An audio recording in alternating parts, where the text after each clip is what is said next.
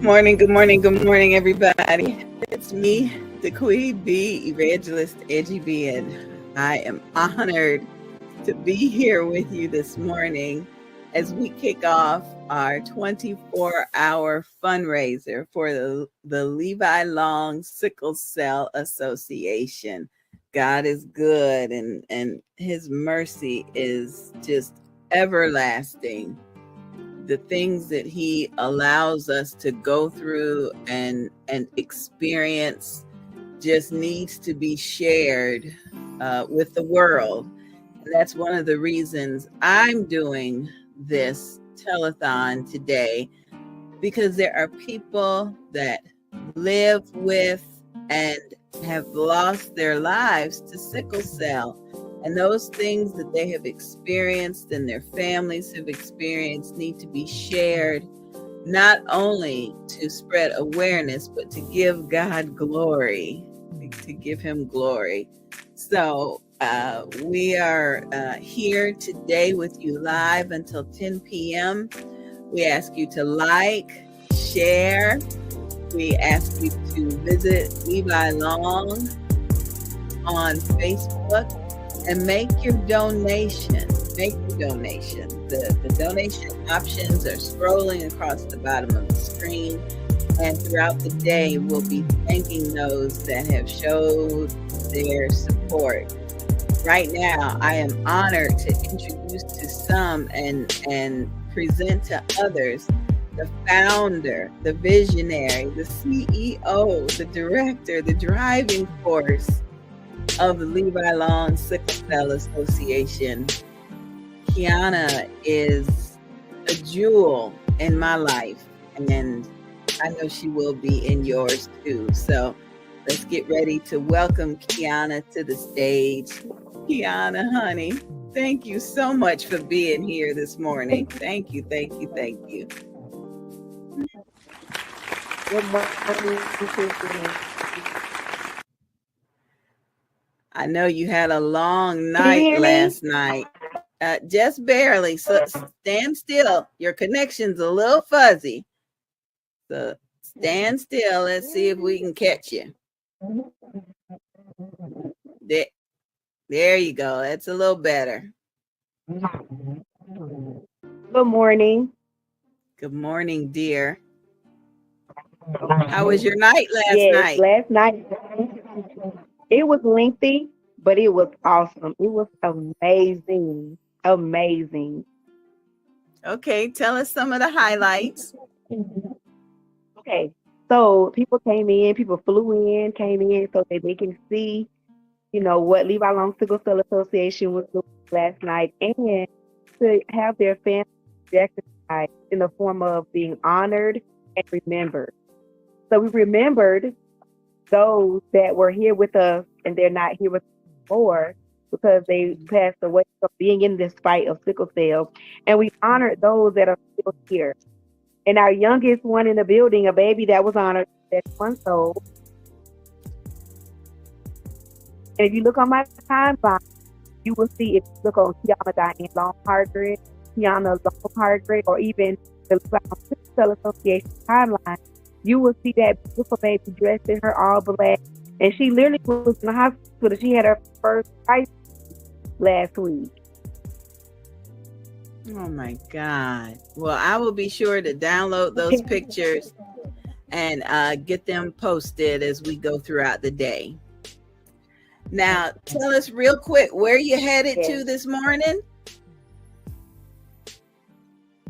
So today is the last day of Sickle Cell Awareness Month, and there is a Sickle Cell and Health Disparity Community Day in Ormond Beach at Ormond Beach Recreational Center.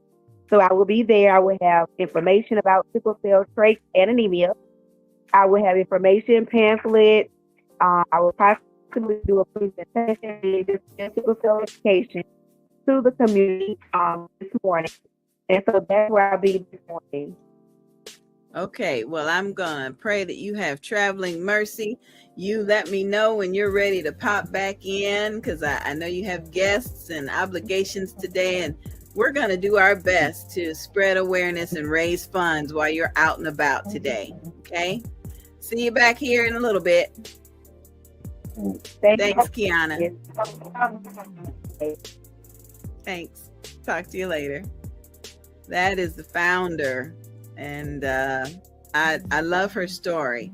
I love the way she shares her story, and we're going to let's start with an oldie but goodie. Okay, let's start with an episode from a show that has since retired.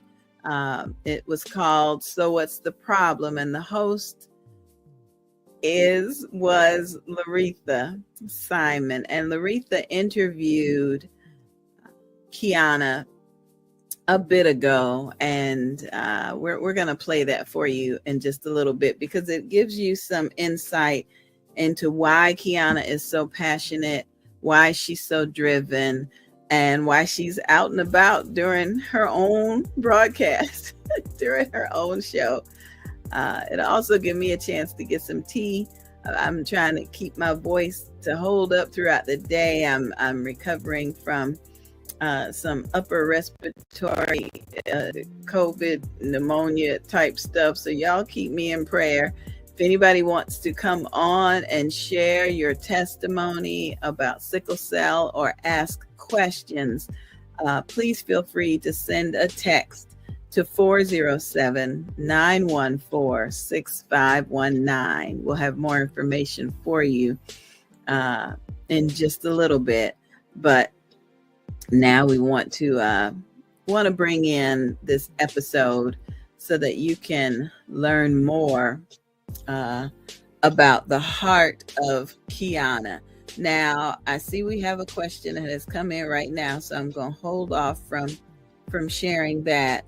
The question is, why does Levi Long Sickle Cell Association need a car? That's a very good question, and I pray that I answer it successfully. When Kiana gets a call from a patient that is in crisis, many times that patient does not have transportation to get to the hospital. And what Kiana does is she'll take her personal funds for gas. She'll take her personal vehicle and she'll go pick up that person, take them to the hospital, and advocate for them while they are there, to talk to the medical providers, to say who she is and show her credentials, and to say this patient is in crisis and this is what they need. The only way that I can explain it is if you are in excruciating pain, if you've ever broken a bone or had something internal going on and you were in so much pain it was just difficult to speak. I was recently hospitalized, and I was reminded that every person that comes in the room to care for you asks you the same questions. What's your name? What's your birthday? What are you in here for? What prescription medication is it? Are you taking? And, sometimes you're frustrated. You're like, well, did you read my chart when you came in? Do you even know who I am? What? And I understand medical providers, nurses, praise God for nurses. They've helped to educate me a little bit. Shout out to author Avalon Brown. They say that this is a way to be sure that you're alert, that you're present in the situation, that you understand what kind of care you're getting. There's a method to that madness. However, when you're in pain, sometimes it helps if you have somebody else there who can speak up and say, listen, this is who they are. This is who I am. This is what they need. Can you comply? And that's what Kiana does in the Kiana Mobile. Okay. In her own personal car that she has to upkeep. She has to make the payments in, and she has to keep the insurance on it. So if Levi Long Sickle Cell Association, who is a 501c3 nonprofit organization, and she'll tell you more about that later, if they had a vehicle that could sustain itself, even a van, then she could pick up the patient and their family members and take them versus just one patient at a time. She could help transport. I heard her at one point say that, can you imagine somebody having to take the bus or an Uber to get to where they got to go? And they're in pain. They're in crisis. I don't want to take an Uber or the bus to go get to the dentist, much less if I'm in pain. And so Levi Long Sickle Cell definitely needs their own vehicle so that they can do the things that they are called to do. Just like today, she says she's running to this place, that place.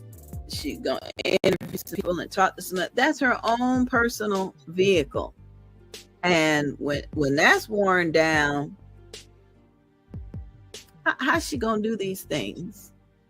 So I know that the UAW in Detroit, Michigan, Ohio, I know y'all are on strike, and I know things are looking different right now for car dealerships. But if you know a dealer that would donate a vehicle, she has certification that says she can raise $1 million for sickle cell. It's a have to. It's a beautiful thing. And I know I've got some more text messages that have come in. I got some more questions, but in lieu of opening the show today with a prayer, we're going to start with a music video that you would normally see weekdays from 6 to 8 a.m. Eastern Standard Time. This one is an artist out of the West Coast that graduated from Full Sail over here in Florida, East Coast. The name of the song is Miracles, Signs, and Wonders. And that's what we're claiming today, that we will not only raise enough for Levi Long to get their own transportation vehicle, but we will raise enough so that Kiana can continue to visit Black colleges and universities with sickle cell testing kits to test students so that they know their trait, to educate students and to keep this going. So here's the artist known as Day with Miracles, Signs, and Wonders.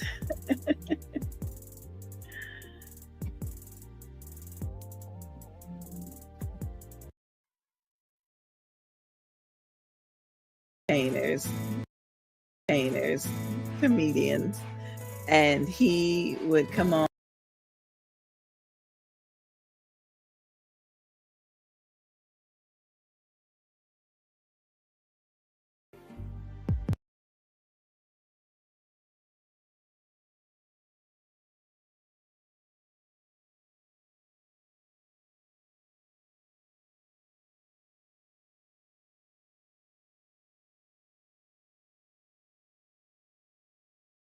services and a brand new shoe ministry, walking in a new life. Our teachings come from testimonies to show how the Word of God is effective in our lives, making the Bible come to life in our daily walk with Christ. It's all about Jesus and me, the teaching ministry. Join us on the first and third Sunday of the month at 2:30 p.m. at 1855 Prunier Road in St. Augustine, Florida.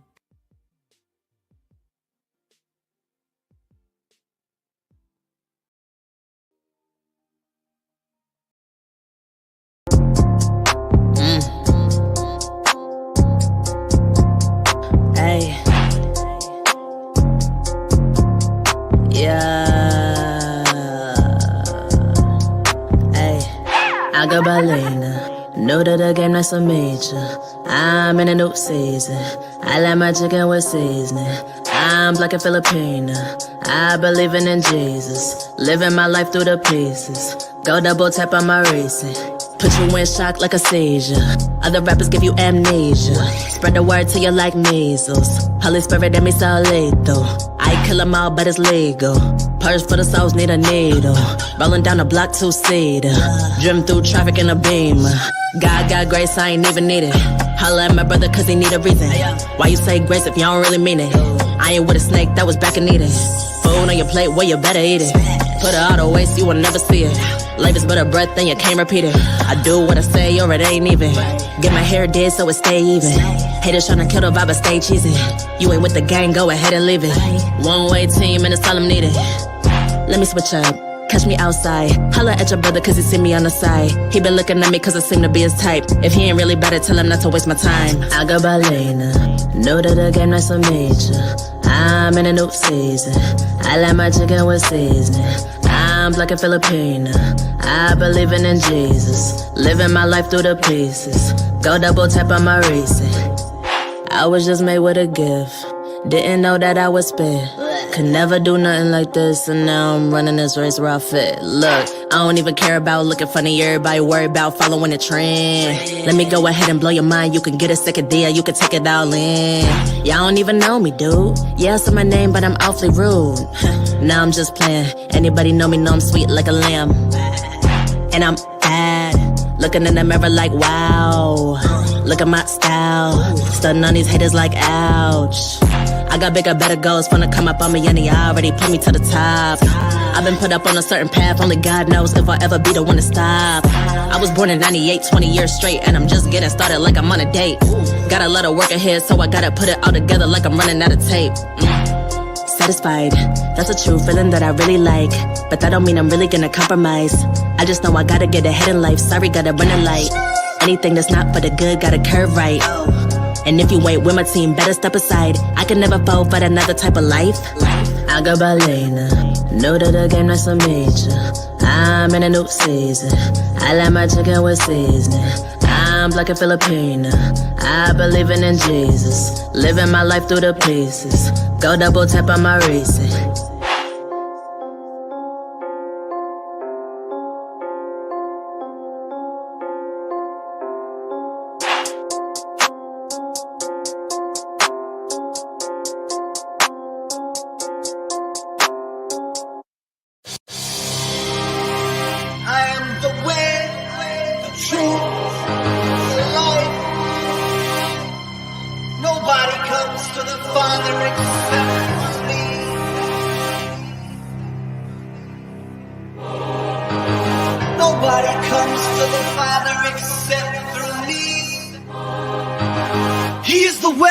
Jesus Christ, yeah. Nobody comes to the Father except through me. He is the way and he's Jesus Christ, yeah. Nobody comes to the Father except through me. He is the way and he's Jesus Christ, yeah. Nobody comes to the Father except through me. He is the way and he's Jesus Christ, yeah.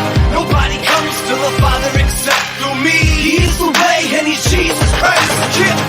The way, truth, and life, Jesus Christ. God came in the flesh once he comes again. How long will his people keep rejecting him? How much more does he have to endure while y'all testing him? Why don't you rest in him? Why you keep wrestling with my angel set? You better just repent, there ain't that much time left. And I don't wanna see you go down that road, you know it leads to death. There's so many on they wait, why don't you change directions? Let the word of God be your GPS, and he will show you the way. Call on his name and be saved. I ain't saying that it's gonna be easy. Matter of fact, it might be just as hard, but at least you'll have God on your side when it comes time. For what? You don't know this is war, and before you know, it's gonna all be over. Nobody comes to the Father except through me. He is the way, and he's Jesus Christ, yeah. Nobody comes to the Father except through me. He is the way, and he's Jesus Christ, yeah. Nobody comes to the Father except through me. He is the way, and he's Jesus Christ, yeah. Nobody comes to the Father except through me. He is the way, and he's Jesus Christ, yeah. This is serious now that you feeling me. Yeah, I'ma speak the truth. It's about to hit you like 100 proof.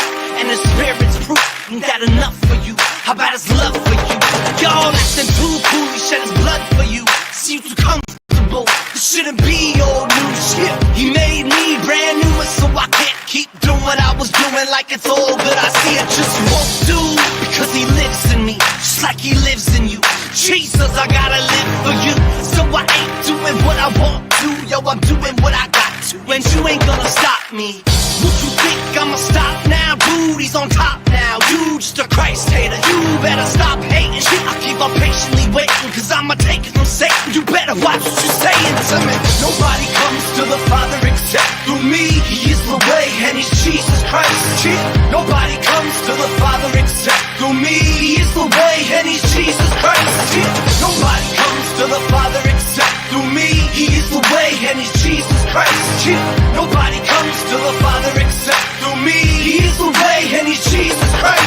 Yeah. The devil think he's slick, and you know he really is. Slick enough that he can trick 95% of Christians I know don't even know they rolling with him like they was homies. Meanwhile, Christ is the one they claiming to represent, but he the one that's getting left out the game while they busy picking devils on their team. Can't believe what I've been seeing. They don't wanna hear it, but they gon' feel it when it all flip. Don't say I didn't tell it like it is, and still I won't quit. I'ma keep on going till I can't no more, till I'm dying on that cross and it's finished. I'ma let y'all know what the saith the Lord, and you can call it what you want, but I just really wanna know who's really down for the cause, ready to die for the Lord. Is it about what you want? Is it about what he's done? This ain't about just hanging out and having fun. You must be kidding me. How many more gotta die for y'all to see he came to live in me? Nobody comes to the Father except through me. He is the way, and he's Jesus Christ. Yeah. Nobody comes to the Father except through me. He is the way, and he's Jesus Christ. Yeah. Nobody comes to the Father except through me. He is the way, and he's Jesus Christ. Yeah. Nobody comes to the Father except through me. He is the way, and he's Jesus Christ. Yeah.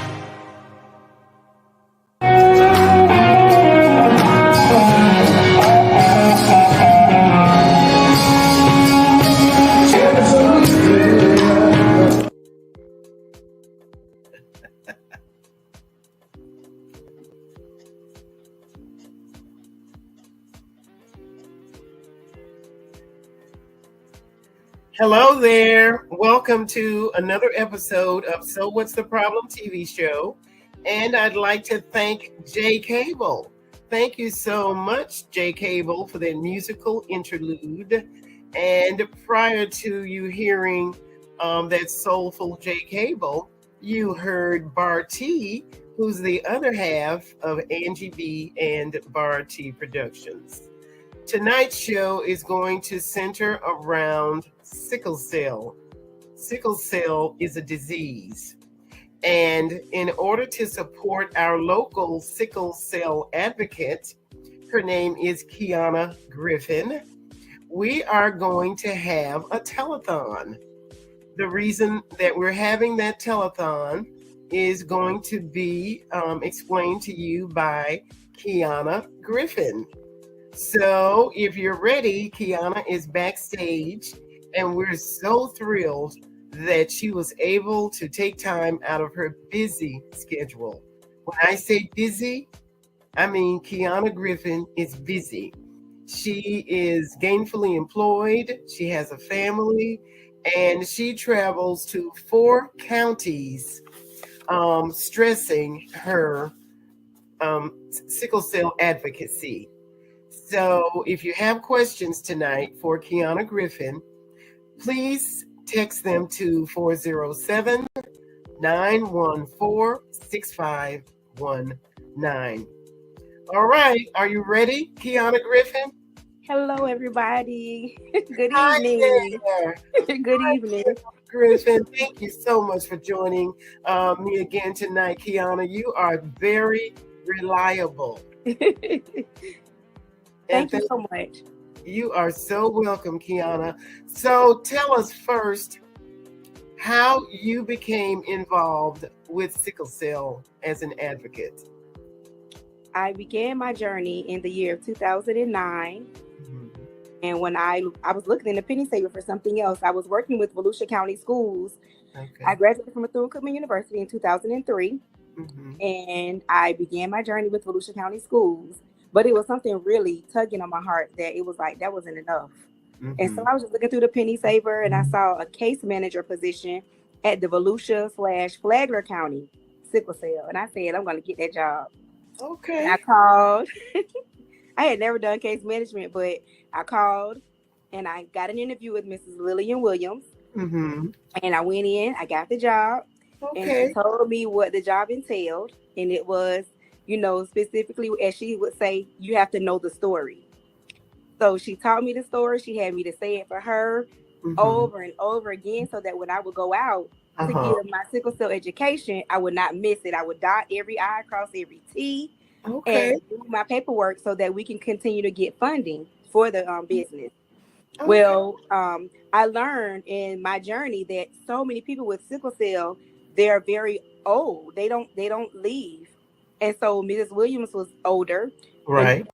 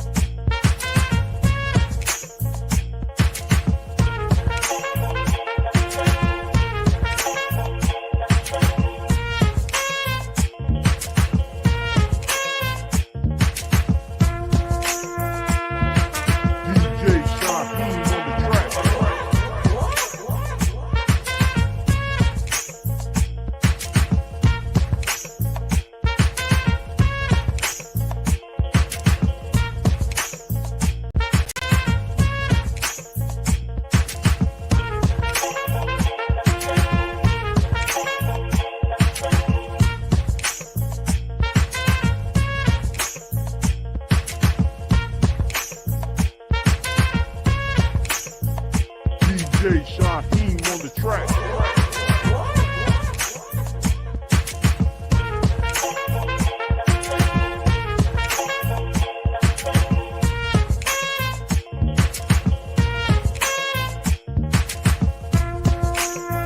DJ Shaheem on the track. DJ Shaheem on the track.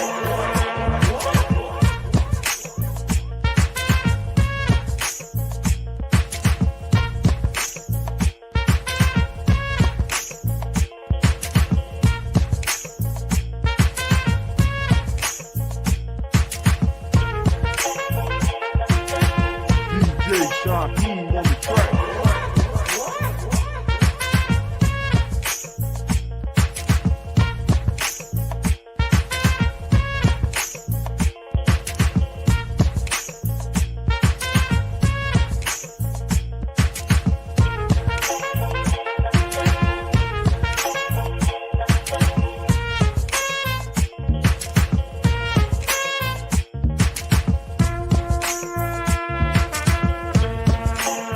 DJ Shaheem on the track.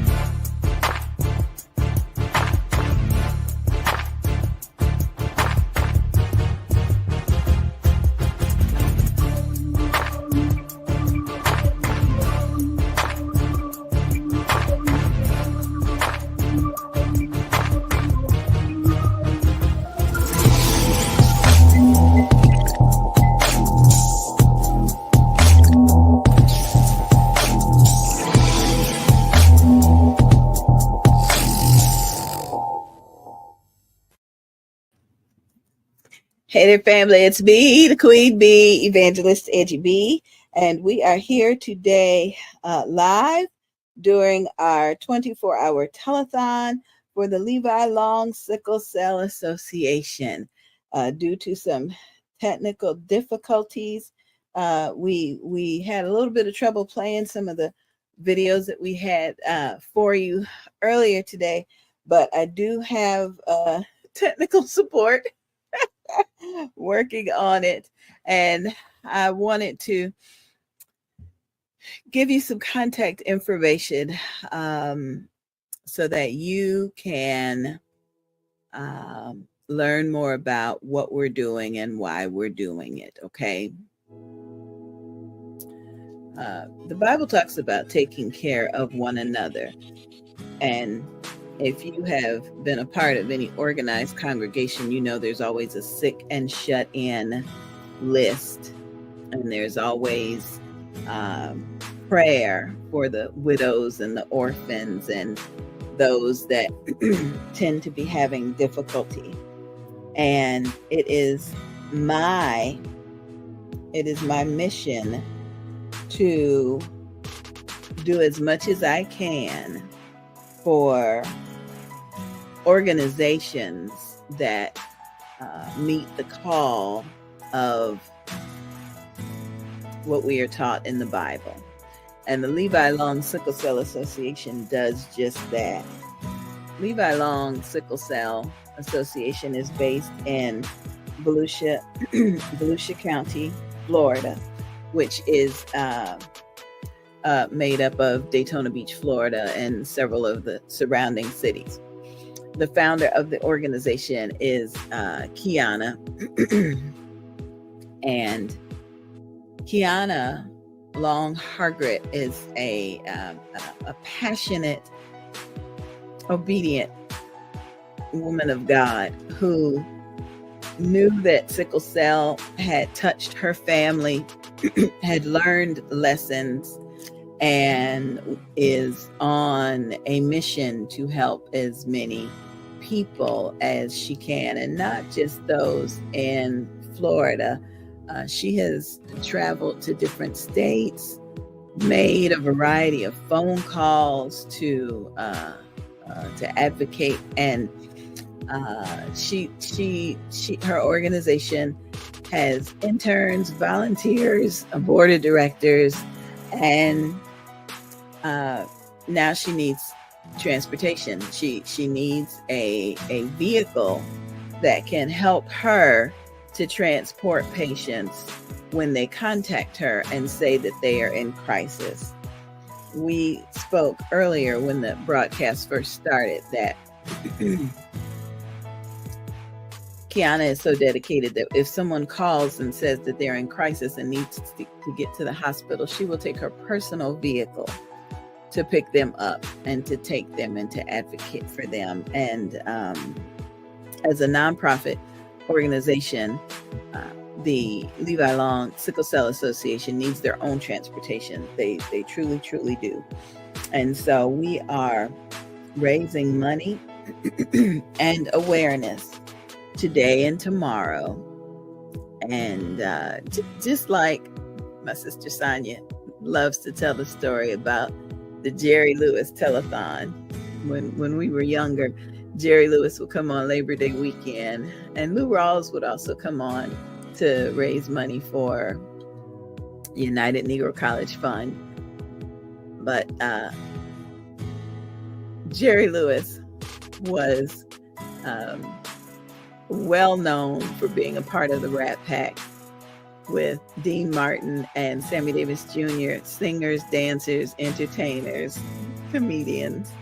And he would come on dressed to the nine. I mean, just tuxedo, well pressed, and shoes well shined, and hair all in place to raise money for muscular dystrophy.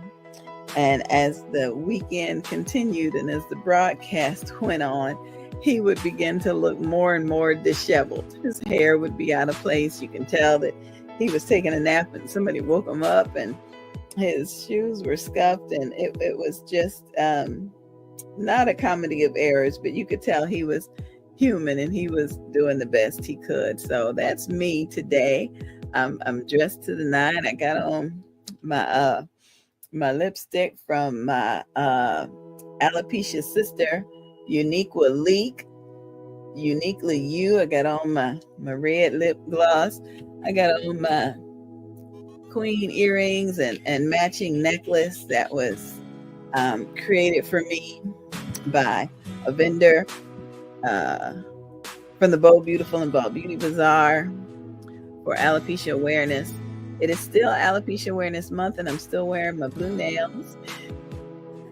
But for sickle cell, oh yeah, I got my blue bracelets and one that was given to me by another vendor.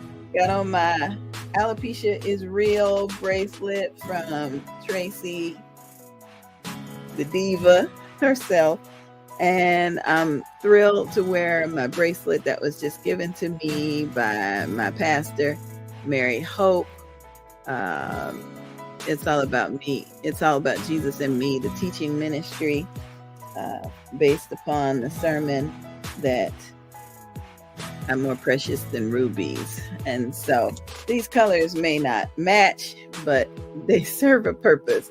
Royal blue is for Alopecia Awareness Month, and the red is for Sickle Cell Awareness Month. We both happen to be at the same time. So just want to say that even though my voice is not its best, it is our goal to serve the Lord with gladness by helping raise money and awareness for Levi Long Sickle Cell. Now we've got an extended video for you, so I can go and grab some tea, and we will be back in just a little bit. It's clear, Rosewood FLA.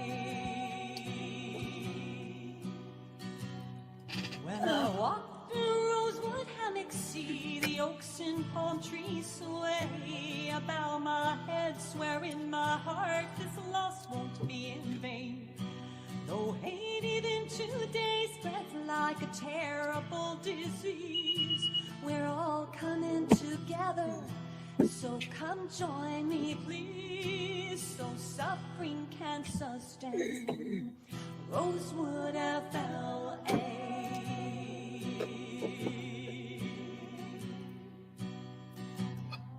Here so much beauty grows in soil soaked in blood and woes. Just leave it to this Hey, puppy. earth to show the way. Everybody letting you out today, huh? So when I walk through Rosewood hammock, see the oaks and palm trees Hey, hey. sway. I bow my Hey, head, hey. swear in my heart this loss won't Hey, be hey, in hey. vain. Though hate even today spreads like a terrible disease, we're all coming together, so come join me please, so suffering can sustain. Let's all say the name Rosewood FL. Okay, excuse me, puppy.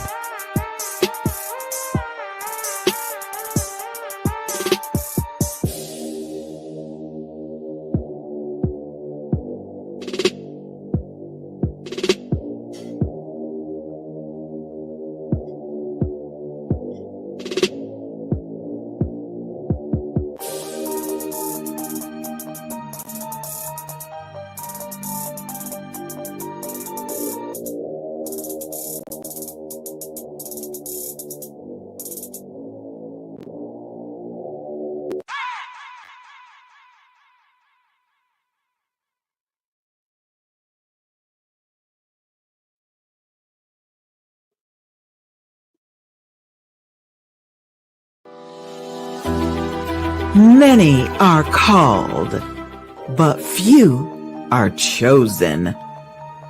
On January 28th, 2023 at 3 o'clock p.m., you are invited to join Christians Merging Together Ministries, as this foundation brings women of God in unity working together. Attend this Volusia County revival at Master's Domain Church of God in Christ, located at 511 Fremont Avenue in Daytona Beach. Your host for this occasion is Pastor Sammy L. Jackson. Hold on, my dear darling, a change is going to come. I will lead you to righteousness. You just have to stay strong. I know at times it can be so trying, but baby girl, don't give up. Just stay strong. Hold on. Hold on, hold on.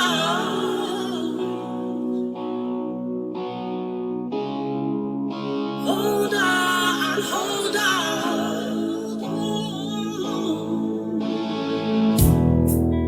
There's so much inside of you. Just try to dig deep.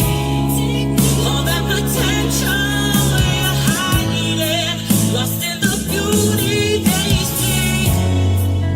You're a gem, so shine bright. It's your light the world needs. Close your eyes and turn us free.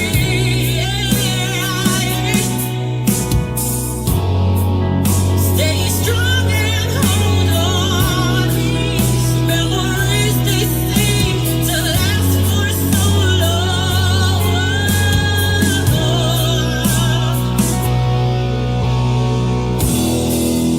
Hold on, my dear darling, a change is going to come. I will lead you to righteousness, but you just have to stay strong. I know at times it can be so trying,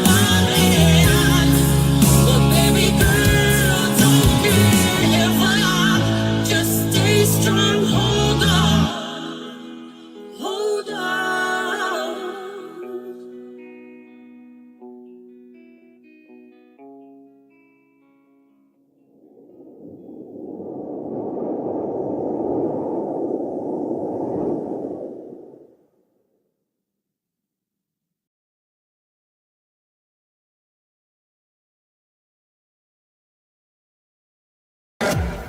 Two, three, 4, 5. Hi, my name is Sonia Bennett, and I reside in Detroit, Michigan. When I was growing up, I used to walk to my former church, Hartford Memorial Baptist Church, and there was a building right there on James Cousins Highway called the Sickle Cell Anemia Building. I had absolutely no idea what this building was about. I didn't know what sickle cell was. I didn't know why sometimes I would see people going into it who looked like they were in pain. I knew nothing about it. And as I got older, I learned that one of my favorite singing groups, TLC, had a member in that group that had sickle cell.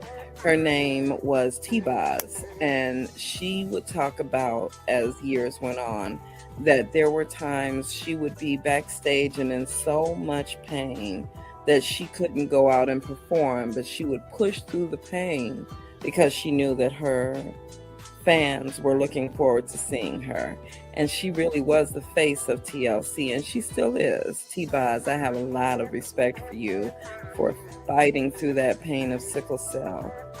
At this time in my life, I still don't know a lot about the disease. However, I have had my daughter tested because her father passed away when she was about 2 years old, and I don't know if that was a trait that he carried. I know that I don't carry the trait, but I also know that the different strains of sickle cell can show up even without there being generational traits. My suggestion is for you to look into the area that you live in and see if there is a sickle cell anemia center near you or that can give you any information about it. Other than that, I pray for everyone who carries the disease, and I'm praying for your pain, praying your pain is managed, and that one day we'll have a cure.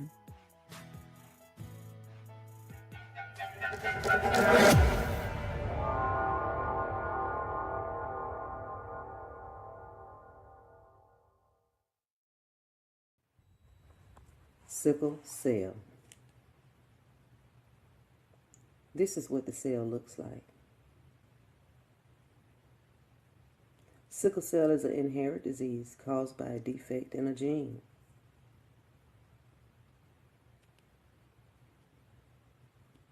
A person born with sickle cell has to inherit it from both the mother and the father. A person who inherits just one gene is healthy and said to be a carrier.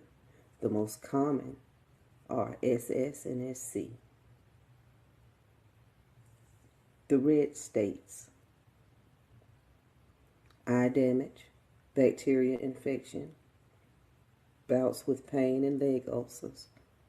Activating a protein in the red blood cells may improve anemia.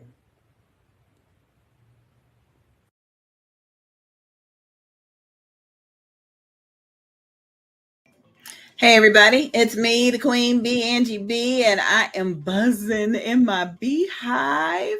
I'm so excited because it's almost time. It is almost time for the 6th annual Bold.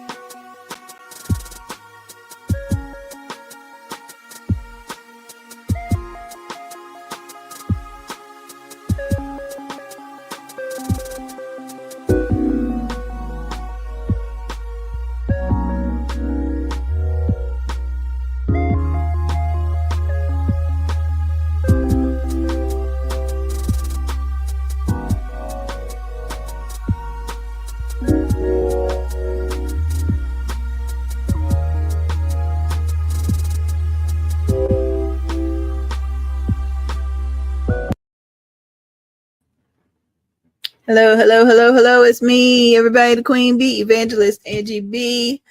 That last cup of tea is doing its job. I think I have much more voice than I had before. Welcome to the third 24-hour fundraiser for Levi Long Sickle Cell Association. We are honored to be here to share the history, the passion, information on sickle cell, and to raise funds for the Levi Long Sickle Cell Association. We're thrilled to now have our founder here. Kiana Long Hargret will be joining us in just a moment. She is live at an event, so I'm grateful that she had a chance to pull away. And Kiana, thank you so much for joining us today. I appreciate you. Tell us about what you're doing. So today is the last day of sickle cell awareness, and I am here at the Ormond Beach Community Recreational Center where I'm doing some information and education on sickle cell. So right now we have Nurse Donna Edwards, who is up, and I'm so excited because her presentation is awesome. She's a part of the Black Nurses Association, so she's doing her presentation now. And when she finishes, then I go up and I fill in the blanks of some things that was said, and I'm so excited to be here. Today is the last day, but it's not the last day to give. So those of you all that are able to give and willing to give, you can donate all year long. This is a nonprofit organization. You can receive a receipt all year long. Tax year is coming up, so you can definitely put this in to get it back. You will always be blessed for giving to any organization, and I'm asking you to give to mine because it does help those that are living with an inherited disease called sickle cell.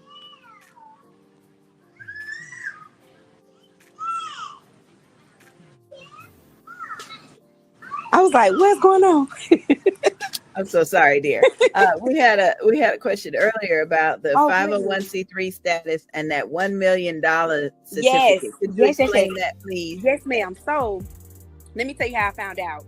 So I was at a health fair. It was actually a book signing of a friend, because Putnam County is one of my areas, and that includes the city of Palatka, Hastings, Crescent City, those areas. And I was at a book signing of a young lady. Her name is Cora Fales. And while I was there, I'm friendly. I talk to anybody.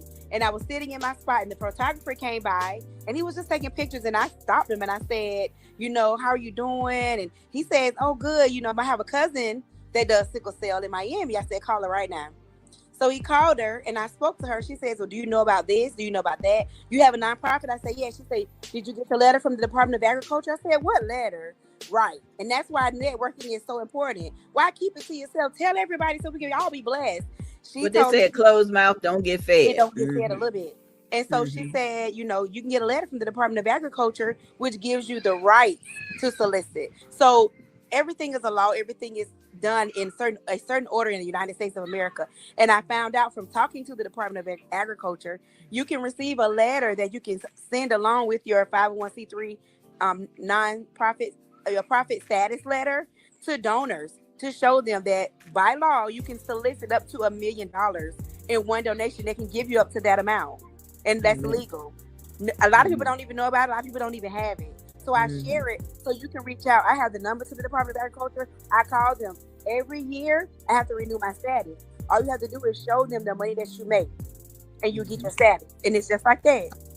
That is wonderful. That is wonderful, because I know earlier this morning I was talking about how you have to use your personal vehicle to drive patients around. And I'm trusting God for a vehicle. I declare, I know I'm going to get it. I'm going to get it. Declare a decree. Especially a larger vehicle. I think, you know, sometimes the patient and their family may want to go, and you can only put so many people in your vehicle. So I'm praying with you, me and Atlas, my wonder dog right here. We praying with you. Thank you. I know you get ready to do your presentation when you come back afterwards, and let us know how everything went. We'd appreciate it. If you don't mind, I can also bring some nurses on there, some nurses here, or there's someone who here, she's lost a loved one 2 months ago from sickle cell. Oh, so I can bring people on that have personally, has affected them personally in their families. So yes, when I come back on, I'll have someone on the camera with me. That would be wonderful. That'd be wonderful. We're proud of you for being out there. Thank you. We'll see you when you get back, honey. Yes, ma'am. Thanks. Have a good day. I'll talk to you soon. Yep.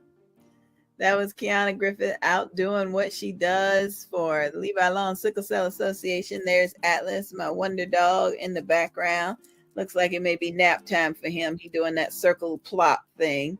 And I'm so grateful for him and for my my daughter Angeline and my favorite blue-eyed son-in-law Christopher for allowing me to have Studio B here in Jacksonville, Florida, so that we can broadcast live.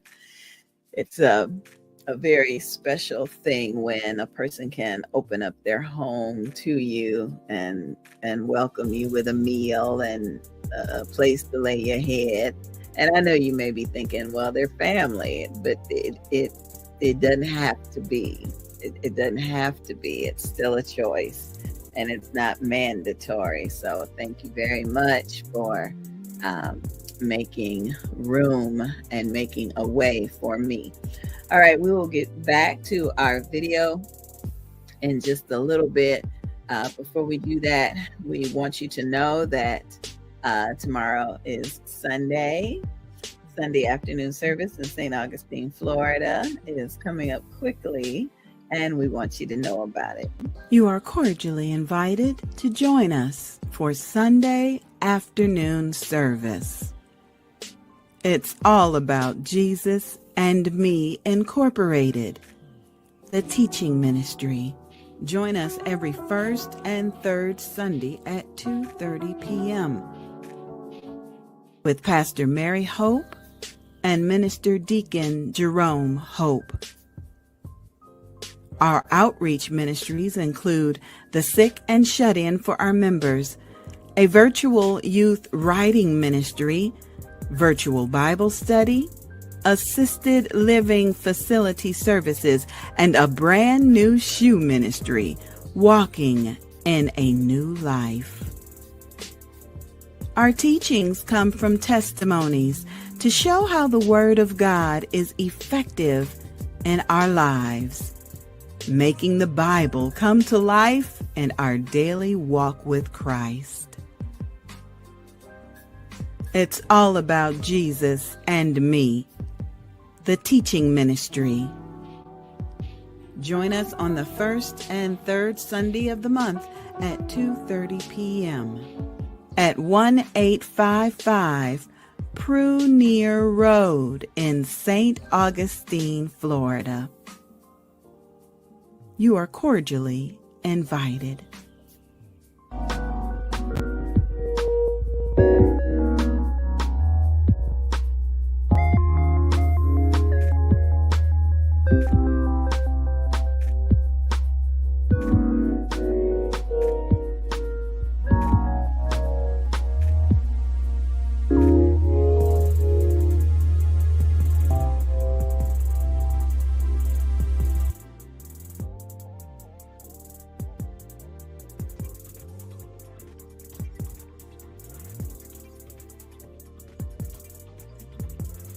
Hey everybody, I'm Bart T, and we're coming to California. Spirit to guide you? Jesus told the disciples that he would leave them a comforter to be with them after his departure. But what about Jesus? He was the first to allow God to guide him, and he set that example for us all as well. When you are the first, there are all sorts of opinions, comments, scrutiny, and challenges that go along with that status. Jesus was the first person that I ever heard of to be crucified. People have been put to death in that manner long before Jesus died in that manner, but because of his sacrifice, I learned all about that torturous method of execution. The Obamas were the first African American leaders to work and live in the White House, yet I bet you that there were other first families that were blessed to have African ancestral genes in their bloodline. Sometimes you are the first in a situation to grow, evolve, or lead your family to a better destination. You are the first to get that job that leads your family out of living in the projects. You are the first with an illness that teaches you a lesson of personal care. You pass that lesson along to your children, therefore breaking the generational curses of illnesses.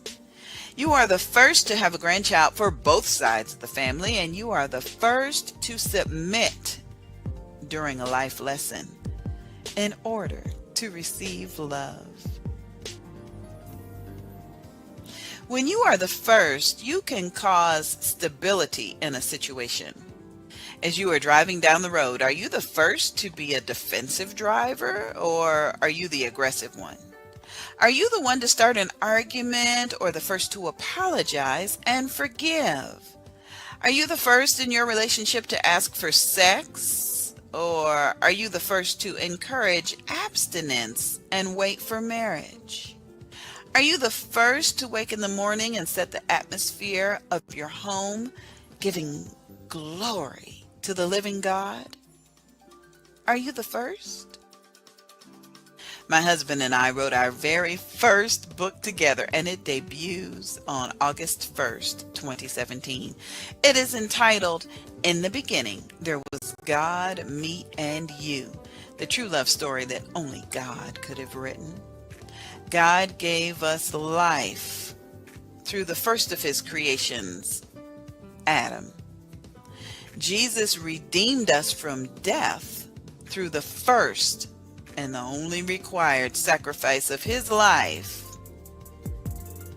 Now God has given me the first true vessel in my husband that allows me to give and receive love. When we met 4 years ago, my husband was not trying to get married again. He was enjoying the life of a bachelor after his divorce.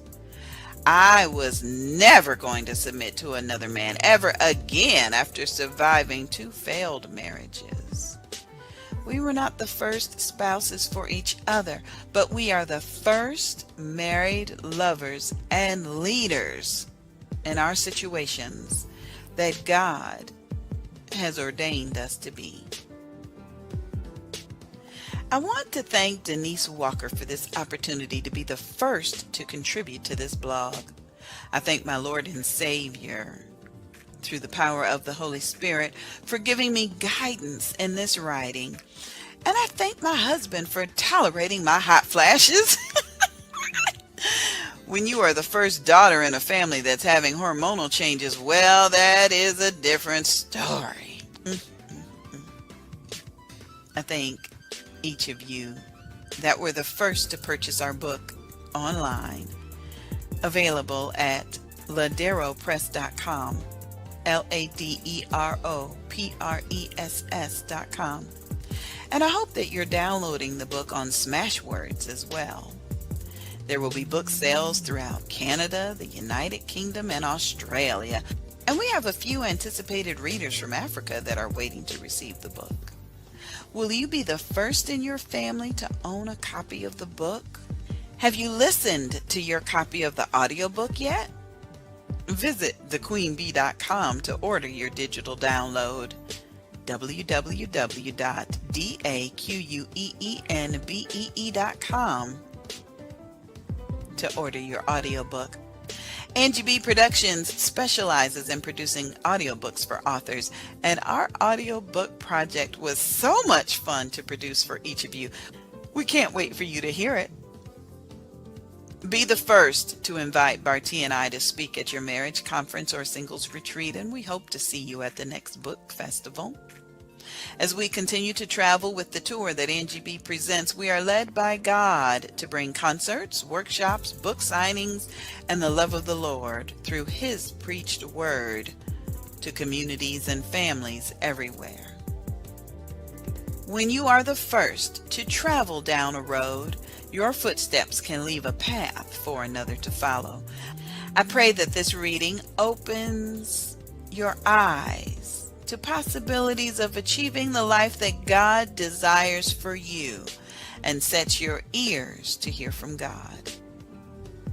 Share this article, share this word, stay in touch, and be blessed.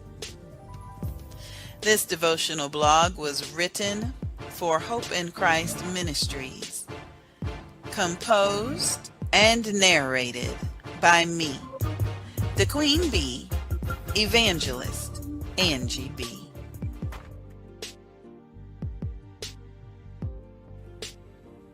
Sickle cell.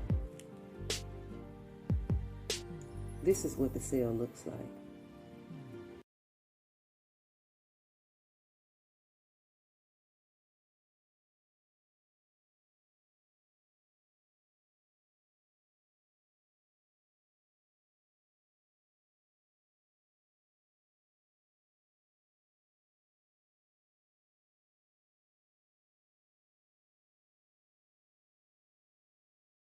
Good evening, everybody. Welcome to Bedside Church of God in Christ. This is Bishop T-Dog. So today's sermon is going to be talking about doing the most. Oh, it got quiet in here now. Amen. Oh, it's quiet now. Amen. Y'all want to street dance, but you don't want to praise dance. Right, Pastor. Y'all dance in the club, but don't want to dance in the church. But the parents is not bringing their kids in. The kids showing not. The kids doing a little too much. Son, what you want? Try to preach, huh? Excuse me, Pastor. I don't mean no disrespect, but think I speak for everybody in the congregation when I say we have no idea what you're talking about. See, that's the problem now. You're not listening. I tell you what, if you think you can do better than I can, come up here and do it yourself.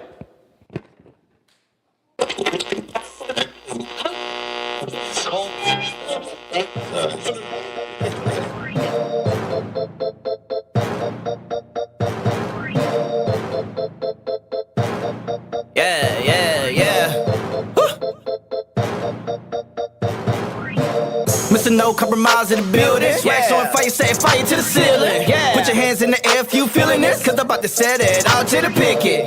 Boy, I got time to play. See, boy, I live this. You can catch me putting that work, but I'm my father. Searching too concerned about the beat. They don't listen to the lyrics. They trying to put me in the box. Tell me they don't wanna hear it. I'm just trying to reach the youth. Give us something that they can listen to. Try to give us something good for their soul. Call it chicken noodle soup. See, I've been there and I done that. Trying to save it for them landmines. Yeah, the devil's on the move. Yeah, homie, it's game time. I refuse to turn down. I'm on good like Monopoly. Two turned up, one turned down. Yeah, you can't stop me. Turn down. Turn down. Turn down. I don't really wanna turn down. Turn down. Turn down. Turn down. I don't really wanna turn down. Can't stop and I won't turn down. Can't stop and I won't turn down. Can't stop and I won't turn down. Can't stop and I won't turn down. Can't stop and I won't turn down. Can't stop and I won't turn down. Can't stop and I won't turn down. Can't stop and I won't turn down. Turn down. Turn down. Turn down. I don't really wanna turn down. Turn down. Turn down. Turn down. I don't really wanna turn down. Turning up is my specialty. It's in my veins, this is what I bleed. In my mouth, yeah, continually. It's my lifestyle, it's daily. Let me give you some clarity. Why the stinking devil, he tired of me. Won't catch me with my head low. Depressed and stressed, that's no go. Not bothered by the status quo. I won't be part of that puppet show. Got victory in Jesus. So turn up when we see ya. I know you got some reason. Praising him in season. See, I can't turn down. So watch me, hey, get down. Praising the roof of this place. Don't mind me, just give me some space. Go in, don't you hesitate. Praise him in this holy place. See, I can't turn down. So watch me, get down. See, I can't turn down. So watch me, hey, get down. Turn down. Turn down. Turn down. I don't really wanna turn down. Turn down. Turn down. Turn down. I don't really wanna turn down. Can't stop and I won't turn down. Can't stop and I won't turn down. Can't stop and I won't turn down. Can't stop and I won't turn down. Can't stop and I won't turn down. Can't stop and I won't turn down. Can't stop and I won't turn down. Can't stop and I won't turn down. Turn down. Turn down. Turn down. I don't really wanna turn down. Turn down. Turn down. Turn down. I don't really wanna turn down.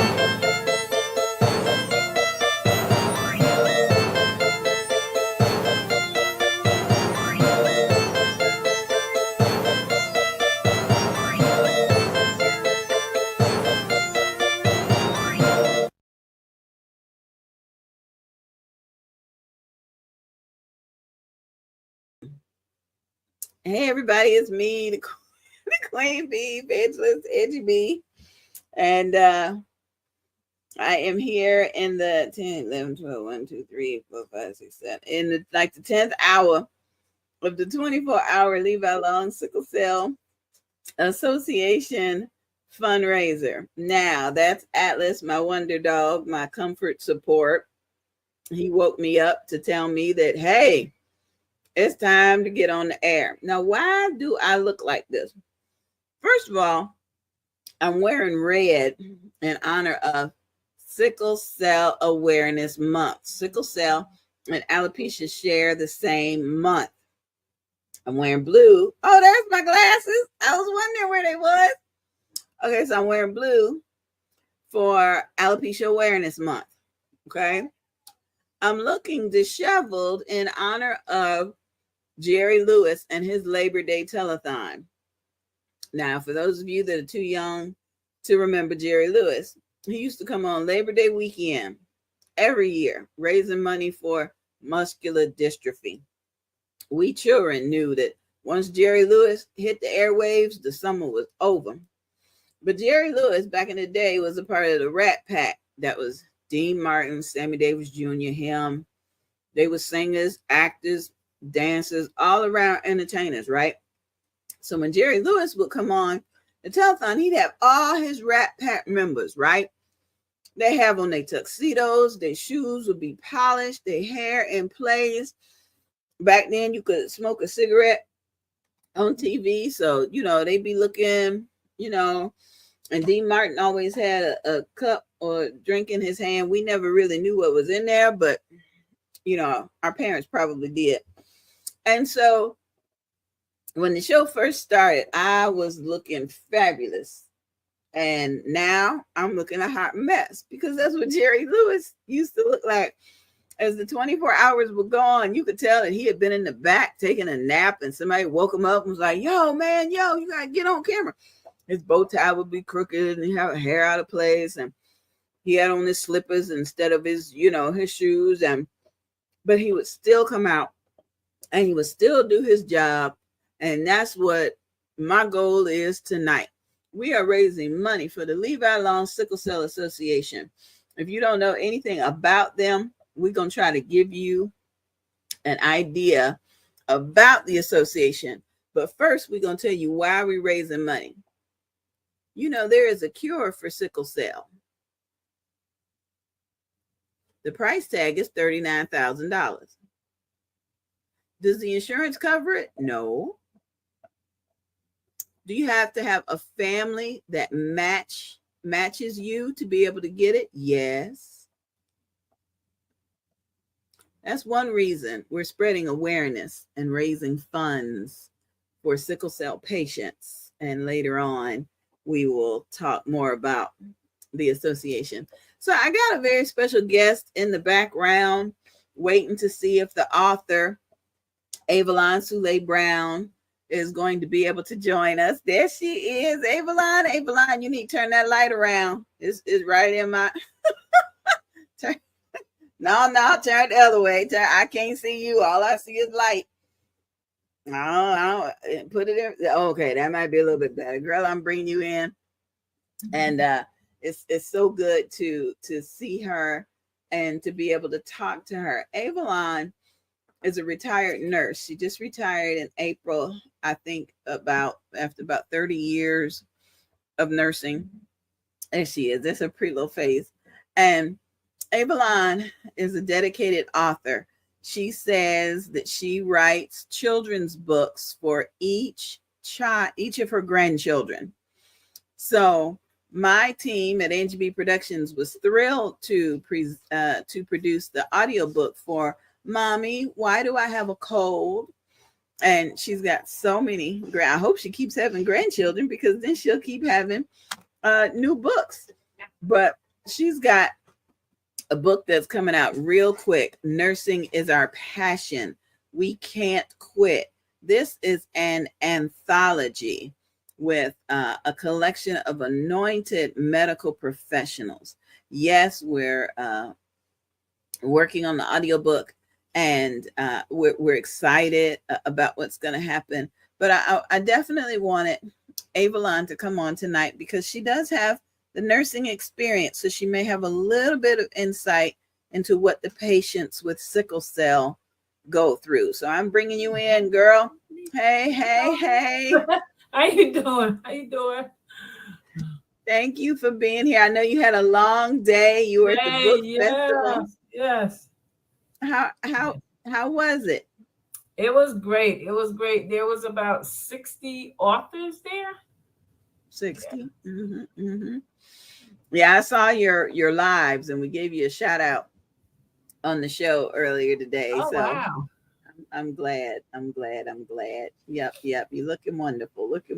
Thank you. So tell me about about the reason why you wanted to do this book, the Nursing is Our Passion book. Tell me the reason why you want to do that one. Because in my profession, actually, I've been a nurse for 42 years. I went through a lot of challenges in nursing, whether it was with coworkers or management, mostly with management. And there was always an issue with me, you know, and a lot of things that I felt that they just weren't being fair, or either some things they were just, you know, was on the racist side. But I always seemed to clash with management, you know, or either they was making up some story on me, you know. It seemed like if you weren't the type that was like always like bowing down to them, you know, or you're not part of the clique or part of the group, it's like you're a target. If you don't get the same treatment as maybe some of the other nurses. So I always said I wanted to write a book, and eventually I wrote my first book in 2012. It was The Devil All Along. And I talked about all these issues and challenges. So recently, a couple of months ago, I was thinking to revise that book and write the rest of the years, because I only wrote the book up to 2010. And then I had the idea that, okay, instead of finish it, maybe I could reach out to other nurses and ask them to talk about some of the challenges, or find out if they went through some of the same things that I went through. Because I said, okay, I don't want to look like, okay, I'm just out there bashing nurses. I know that other people have gone through some of these same situations. I know it can be, especially nurses of color. And so I reached out to nurses, and we ended up with like 11, 12 nurses who decided that, yes, they wanted to do a chapter, and yes, they have put their challenges. And I said, yes, I'm not alone. I knew there was other nurses that's gone through things, even my own daughter, you know. And I think that was another reason that made me do this project, because she kept telling me about how a new nurse, a friend of hers, was a new nurse on orientation, but she kept coming home crying because of the things that were being done, either the the work. I don't know what it is about nurses of today. It's like they kind of eat their young. It's like they don't, I think because maybe they're so busy, the load is so heavy now, they don't really have patience with new nurses, or they forget that they were a new nurse at one time. So this girl comes home, and my daughter says she's literally in tears every time she's talking about her experience on the floor.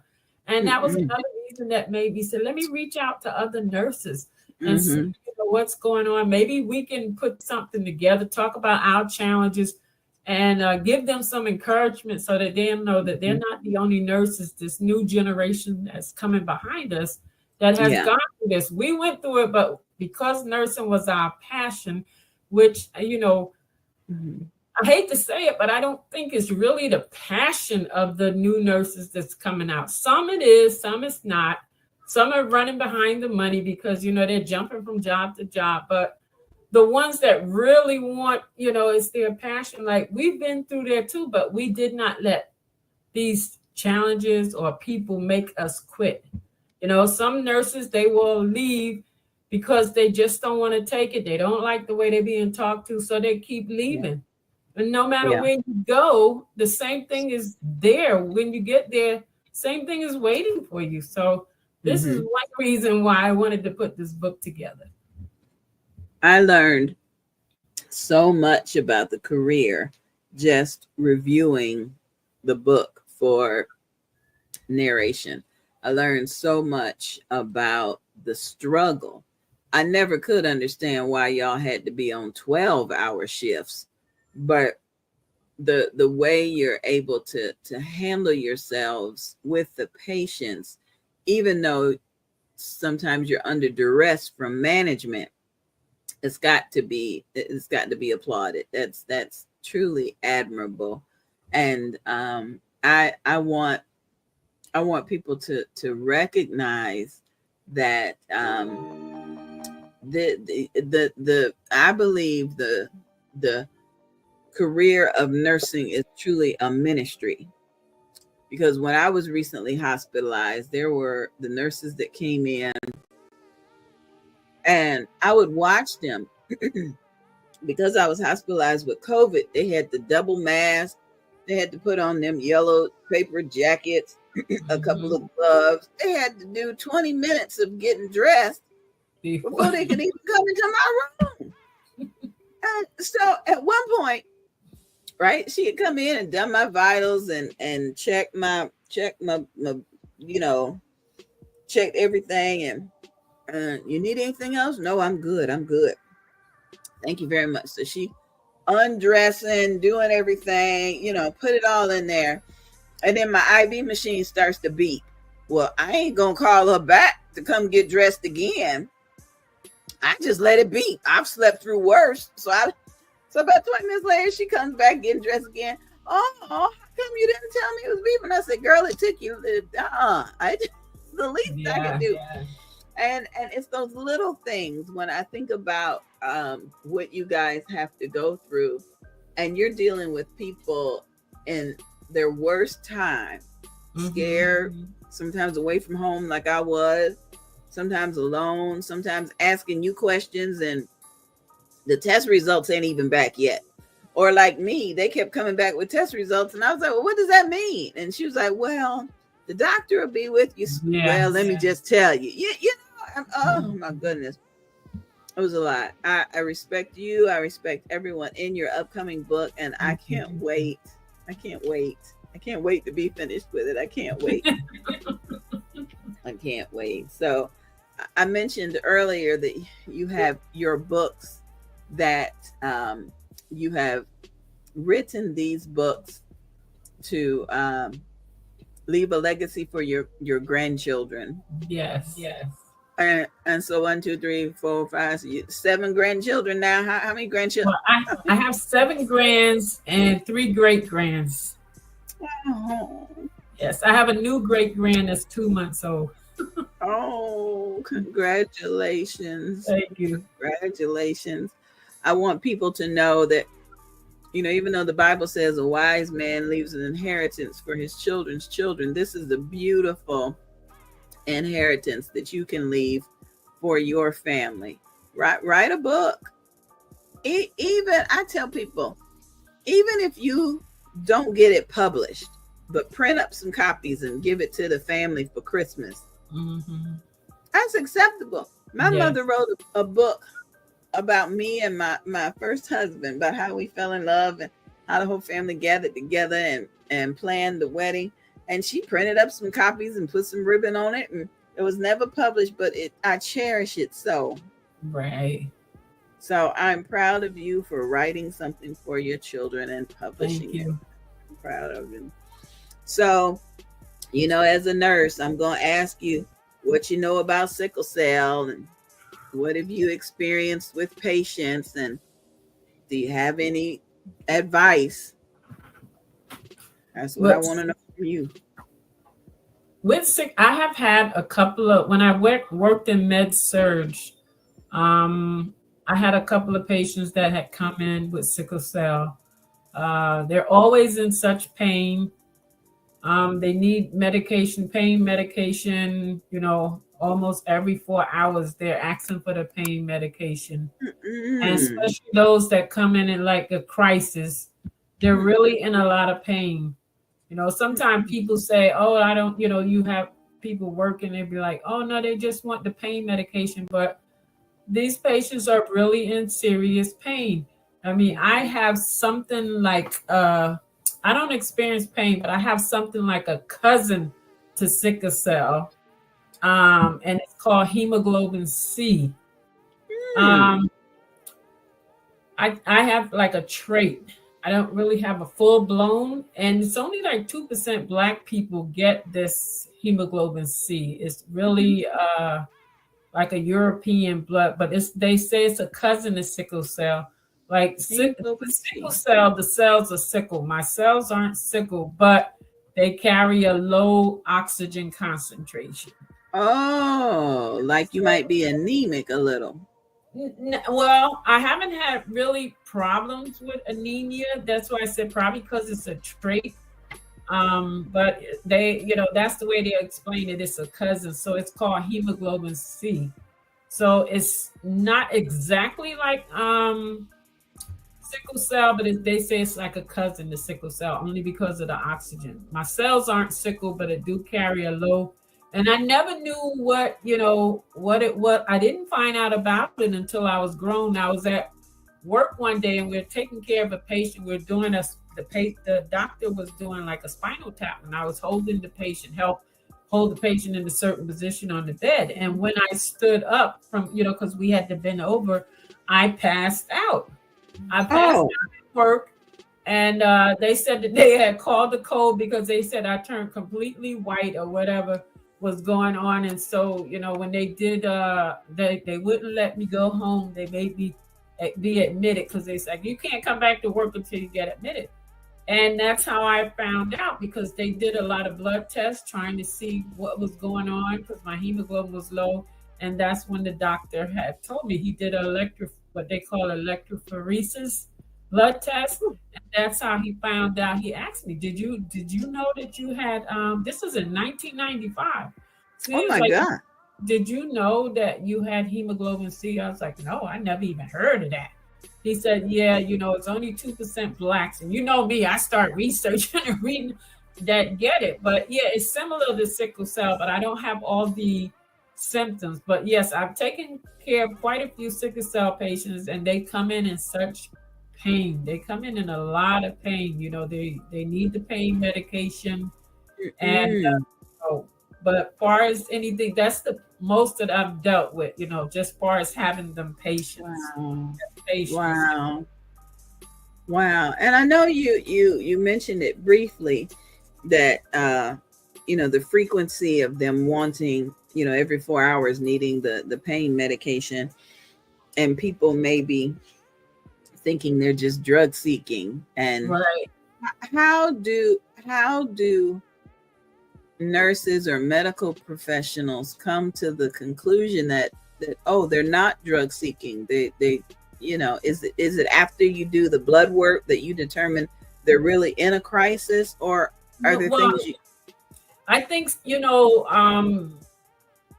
that thought comes from sometimes like they're frequently admitted, maybe every month or something like that, and then like they're constantly asking for meds. But if it's ordered, I'm giving it. The doctor ordered it. If they ask for it, I'm giving it. That's not for me to say that you're not in pain, because I'm not the one with sickle cell. I'm not the one that going through a crisis.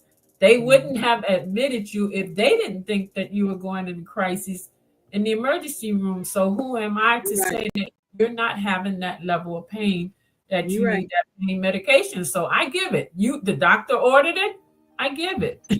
You're right. As long as it's within the time frame that the doctor ordered it. If he ordered it every 4 hours and you're asking for it every 4 hours, I'm going to give it to you. I just signed that, you had the pain medication. You're right. Because it's doctor's orders. Orders. Whew, I tell you, we have learned so much about becoming an advocate for sickle cell patients during these broadcasts that we've done. Kiana even talked about how, as a resident of Florida, she called up to New York, New Jersey, someplace up north, to be an advocate for a patient who was not receiving the proper treatment from the medical providers. And I encourage retired members of the medical profession like you to maybe be an advocate for somebody, maybe be a voice for somebody who's not able to express themselves or prove what they need. We've had challenges throughout the broadcast. We last week we said, if you're an author, pay $50 and we'll give you an interview slot on the show. And then somebody said, if you're a teacher, give a shout out to your class. And we've just had a variety of challenges as we want to spread awareness. but ideally, there's just not enough people paying attention to those blood disorders, those inherited blood disorders. I really believe that. Probably because it's not in their family. They don't have a family member, so you know they don't really pay attention, as you said, to those blood disorders.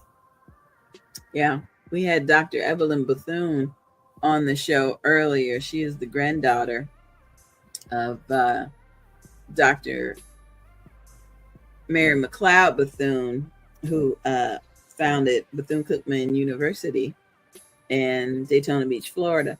And she talked about how, you put the money where the research is going to go, and you put the money where the interest is. And if people aren't interested, people, it can definitely be a challenge. It can definitely be a challenge. And I know my mother always said, well, if it don't affect, other folks, right, that's true. Then I don't care about it. So, Avalon, I want to introduce you to the founder of the Levi Long Sickle Cell Association. She'll be on in just a minute. Kiana is just a powerhouse. But before I introduce her to you, I want you to know that I have truly enjoyed working with you over these past few months. I keep learning. And you keep sharing. And so thank you so much, honey. You're welcome. You're welcome. Enjoy working with you too. Kiana, I want you to come in and meet Avalon Soleil Brown. Hi, nice to meet you. You too. Avalon is a retired nurse, retired after 42 years, worked with sickle cell patients, limited, but says that she has a very rare trait that was discovered one day on the job. Avalon, you want to tell her about that right quick? I don't know. Hemoglobin C? You know about that. It's like I was telling her, only 2% blacks get this blood disorder. It's really a European blood disorder, which, I know I have family background of that, but I just could not pinpoint. When I asked my mother, she didn't know because, back then, because her mom died early, like in her 50s. She said of some blood things she don't even know. So, because I was trying to find out where did I get it from, and none of the immediate family admitted to having it. So it must come from way back somewhere down the line. So when you said rarity, I was looking at you, and when you said yes, your family, so you have history of European in your back history. My mother's father was half Caucasian and half Chata Indian. Okay. And then my niece, she was working for the government. She traced the family tree back to where some Spaniard came over and married one of the Indians. So I figured somewhere down the line, but none of the immediate family that I know have this hemoglobin C. Isn't that interesting how it skipped so many generations and then directly got to you? But did you find out about your father's trait and your mom's trait directly? Because that's the only way you get it is if your mom and dad had the trait.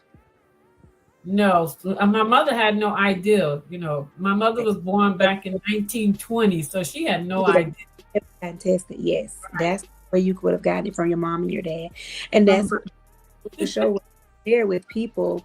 It can hit any culture. It can be Caucasian, which is European, or African American, or Indian. It's everywhere. That's why it's important for everyone to know about it, everyone to get tested for the traits. Because if you have the anemia, because you would have had a crisis, coming up sometime. You would have never gone through in your body without having one. But that's why it's so important. Oh my goodness, I'm so excited because you've retired, so you have time to just relax and still learn, but you've retired. And so how is that right now for you? Well, after I retired, so I was having a lot of problem with my knee, so I'm actually recovering from a knee replacement for the last 2 months. So I'm getting that taken care of, then I can branch out to whatever it is I want to do. So you have an inkling or a mind thing set of what you would like to do after your knee is better? I would like to venture out more into my books and, you know, doing more promoting. Maybe I can, like, before I was working so much, I couldn't really like do anything but locally. So maybe I can branch out into other states now. You know, I'll have the time. Yes, those are beautiful books. I love your books. Thank you. Yes, and I need to see, because I don't know. You're in Flagler County? No, I'm in Essex County. Okay, now what city is New that? Jersey. Oh, okay, you're in Jersey. Okay. Yes. And this is the project that I'm working on now with Angie B. Okay. Yes. It looks interesting. Yes, this is we're all writing about our challenges in nursing and how we overcame them and why they didn't make us quit the profession. Even though some of them was based on races and unfairness, we stuck with it. Yes. Or your heart wouldn't let you quit. Right. It was our passion. That's why we named Nursing is Our Passion. Yes. Hey, Kiana, you know, earlier today when you was at the event and you put the little fella on camera, he was the head of the what now? The Nursing Nurses Association. That's why I said I wanted his contact information, because Avalon is working on part 2 of this book about men in nursing. And I think he said he had been in nursing for what, 10 years or something? Wow. 12 years. He got some stories to tell. So that's you tell him we want him in the second book. Because I even had to share my story in the book. There was a male nurse that was trying to assist me, and I was like, well, no, I mean, I need, you know. He didn't do anything wrong. I had my daughter in the room. I was, you know, he was doing his job, but I was like, oh. And later on, I had to repent. Oh, Lord, forgive me, because, and so that book is going to be incredible. So if you know any men that you run across, just tell them to get in touch with Avalon. So yeah, because they go through their own thing too. Yeah, it was a couple of men when I went to their meeting, the Black Nurses Association. There are a couple of men, so I'll ask him to see if they will give me their information to give it to you. Oh, okay. Thank you. That would be great. Yes, that would be nice. Avalon, I'm so grateful. I know you had all day at your book festival, and I'm gonna put you backstage in case you want to relax a little bit, and if you want to come back in and chime in, just wave at me from backstage and I'll let you come back in. But Kiana, I don't know about you, but I see the hand of God all over today's guests. You know, the nurses and the artists that sincerely wanted to know what a person could do to help. You know, today was just wonderful. The guests came in, and one of the last things that Dr. Bethune said before she hung up, she said she's gonna look for you when she comes for homecoming this year. So be ready for that. Oh, I can't wait to see her. Oh my gosh, I'm so excited. I will be there. Her time on the show was wonderful, because you know what she shared, Kiana? What? She said that when she was in school, she was head of the sickle cell department. And then when she left, her daughter came through and was running that. Oh, see, I missed all of that. That's okay. We're going to in 2 weeks. We recorded it all. Yeah. And you'll be able to see it again. But she said when I messaged her about sickle cell, it was like, so we see how God's hand has just aligned everything and everyone. She said the Bethune family is united as one. and their goal is to they have a new book out about her legacy with the statue, the journey in the statue. Oh my goodness. She said the family's goal is to get a major movie done, not just a documentary, but a major movie done about all the aspects of what Dr. Bethune truly touched, like United Negro College Fund and all the other little. And she said they'd like to have a series about it too, because you just can't cover, girl. It's gonna be. Did I share with you that I went to South Carolina this year to visit Dr. Bethune's home?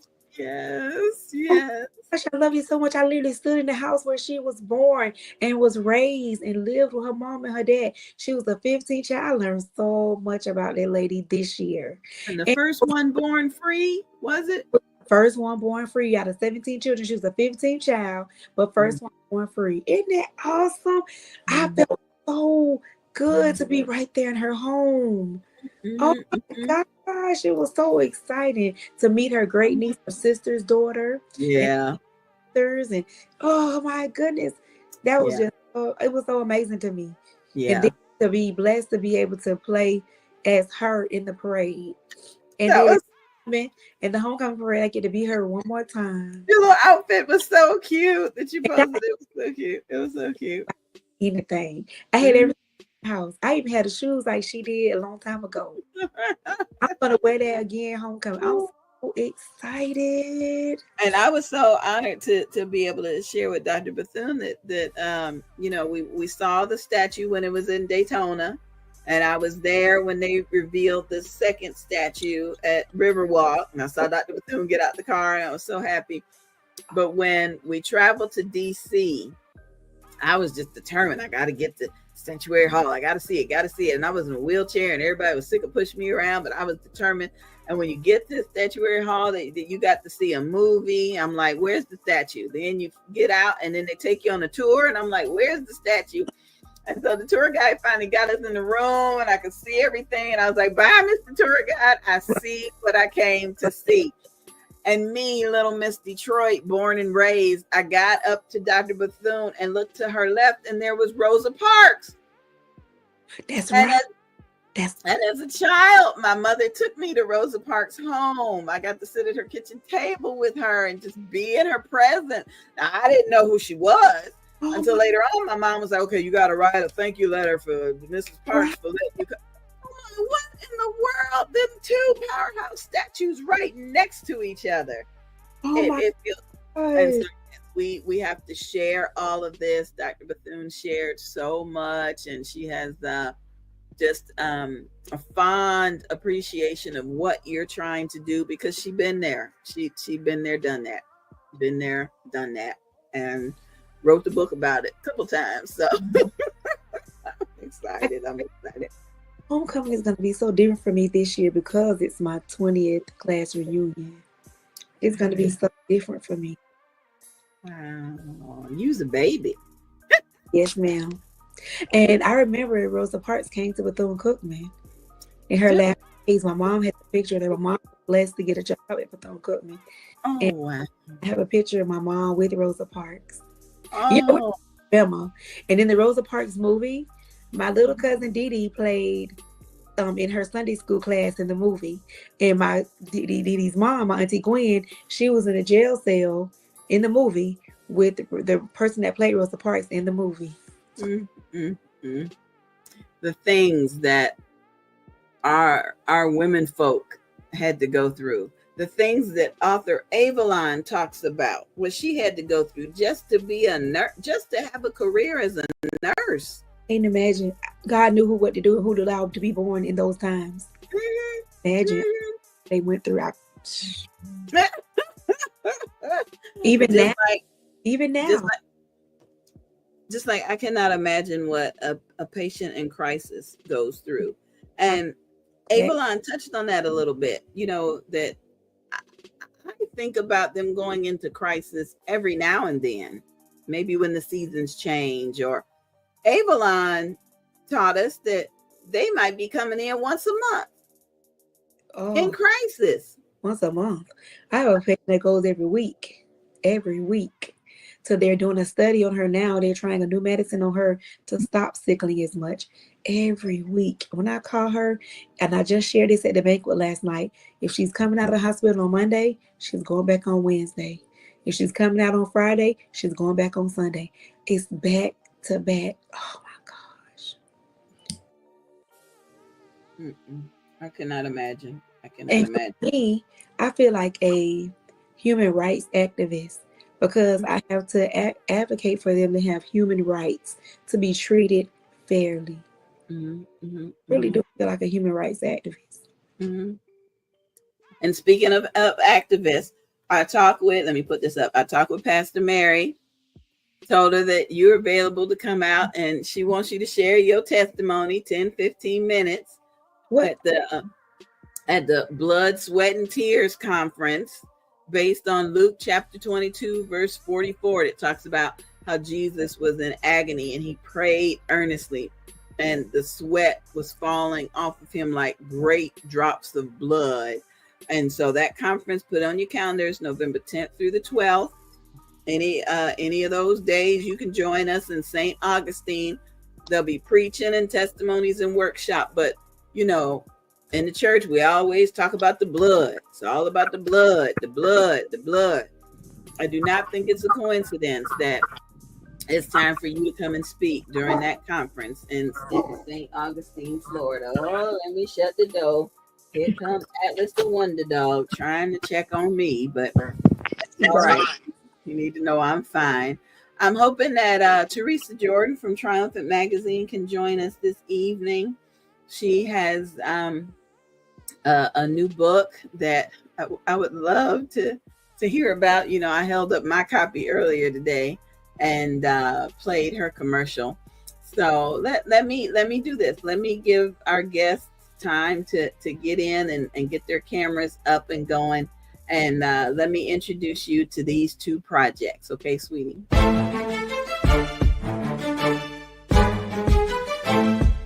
Hi, this is author Avalon Celeste Brown. I am the visionary of this project. Recently, I've been speaking to different nurses who have been expressing and voicing their challenges and their frustration while working in the field.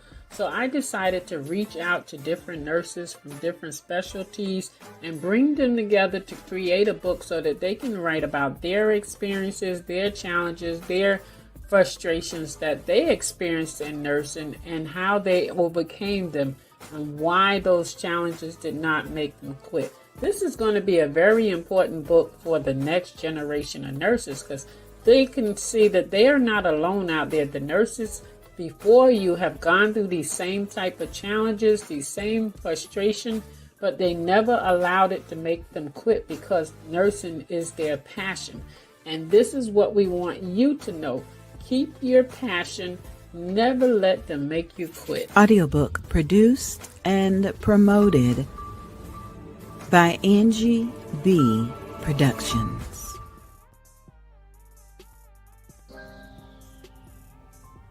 A Mother's Heart, an anthology by visionary Teresa Jordan, featuring 9 phenomenal co-authors. This book is created for men and women around the world. It is dedicated to mothers from the past, present, and future. We thank you for your resilience, strength, and unconditional love. We honor you for the countless times you have been problem solvers, held things together, and became a superwoman to many. You are appreciated, and your great work and contributions will continue to be celebrated. Quote, "But Jesus beheld them and said unto them, With men this is impossible, but with God all things are possible. End quote. Matthew chapter 19, verse 26. Our prayer is that these powerful stories will transform your life, creating pivotal moments for you, and also be responsible for leaving permanent marks in your heart. Our prayer is that every story is an inspiration to you going forward. A Mother's Heart, compiled by Triumphant Magazine, published by Triumphant Magazine Publishing, promotional support by Angie B. Productions, and narrated by me, the Queen Bee, Evangelist Angie B. A Mother's Heart, an anthology. Hey there, family. It's me, the Queen Bee, Evangelist Angie B. Please excuse my voice. We can do all things through Christ who strengthens us, and he is strengthening me to get going. Kiana is in backstage. We're going to bring her back in just a minute. We've got maybe one or two more guests before we end our live portion this evening. But wanted to thank some of the folks that have been watching and that have been sharing. Very special thanks goes out to Evangelist Tahara Thompson. Her company is Business with a Heart, and it's on Facebook. And she does a marvelous job of posting and sharing and tagging. And if it wasn't for her, half of y'all probably wouldn't even know about the broadcast. And so thank you so much, Tahara. We do appreciate you. Shout out to Brother Malachi Steele in your new home area. Thank you for joining us and supporting the broadcast. Please keep us in your prayers as we all continue to do the work of the Lord in spite of slight afflictions. Shout out to Teresa Jordan, who is with Triumphant Magazine. And thank you again to author Avalon, who is with us even after a long day at the book festival. Kiana, I'm bringing you back in for a minute. We had a couple of questions that came through that I did not want to try to answer without you. So turn your microphone on when you're ready. Somebody truly wants to know what you're gonna do with the vehicle. Why does Levi Long need a vehicle? Can't patients get to where they get into on their own? So can you give us an example of how you have had to use your personal vehicle and why Levi Long needs a vehicle? Yeah, so a couple of occasions where I had to get off one job, go to another, and then go immediately to my patient's house and get her to go straight to the ER. With them waiting, it just made their crisis worse. And last night at the banquet, the gentleman shared how he sat 12 hours waiting for help. And I'm like, golly. And so to bring that down, 12 hours in pain. And so let me tell you the example that the doctor who has sickle cell, living with it, and is a doctor, speaks on behalf of those with sickle cell and can know where to pinpoint them to. She said, imagine this, because a lot of people can't fathom or even think of or imagine how it is to have sickle cell. She said, when you go to the dentist and you get a procedure, tell them don't use any anesthesia. If you have a baby, don't use anything. If you have surgery, don't use anesthesia. Don't even worry about it. Just go ahead and have the procedure. She says it's so strong. That's why the heart, it's almost like the heart can't almost take it because the pain is so severe. So with me having a vehicle to separate my personal from my business vehicle, it'll help me to do what I need to do for them more. Oh my goodness. 12 hours. That's like normal for them. That's why they would rather stay home and just be in pain versus going to the hospital and getting mistreated, talked to like they are looking for drugs when they've been given stuff strong as narcotics as children. We heard you say that in the earlier broadcast that they start them out with babies. Morphine. Somebody's next question was, we had put up this picture and it looks like the baby's hand is in distress, but do you know why it looks the way it looks? Are the cells clumped up in the little thumb, or why is it blown up the way it is? Because so with our bodies, we have whole cells. So while we're sitting here talking, our cells are flowing through just smoothly because they're smooth and round, and they just going to where they need to go. What their job is to make sure oxygen goes to our organs for us to continue living. When you have sickle cell, that baby is in crisis. You can tell by the way that the hands look. They're swollen, and that's an indication that that baby has sickle cell because of the swollenness. And you see, though, you can see like from the outside, you see that purple? Yeah. That looks like blood clots. It looks look like blood clots in their baby's hand, where the cells that are like this have gotten clumped, and they're just packing, because they can't flow smoothly like this. They're stopped. They're stopped and compact, and that causes that pain. There's a 3D picture of it. I love that picture. I used to have a picture on my wall in my office. I love that picture. We had a guest on earlier that even described she was a nurse practitioner. She's the one that gave you the gift certificate for the facial she was on.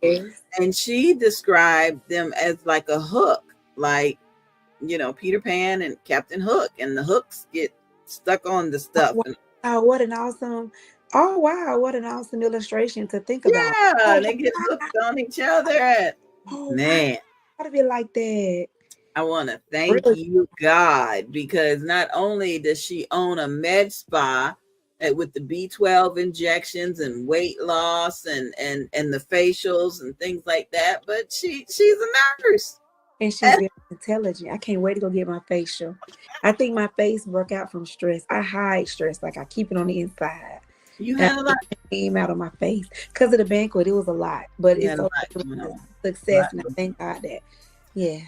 Well, I know I got maybe one or two more questions for you, but some people did ask about the banquet because we put some pictures up, and so we want to show these pictures, and if you have some commentary, you can share. Girl, I love this ensemble. You like the motif? So this is your girl right here at the end of the banquet when it's all over. And I was able to woosah and breathe like, thank you, Lord. You did it again. And so that was my 2023 picture. The first banquet I had was 2021. And I posted that next to it before it. So this shows my this year picture. And then I can't wait to my next year picture. And then, it was just amazing. It was amazing. That was a victory smile right there.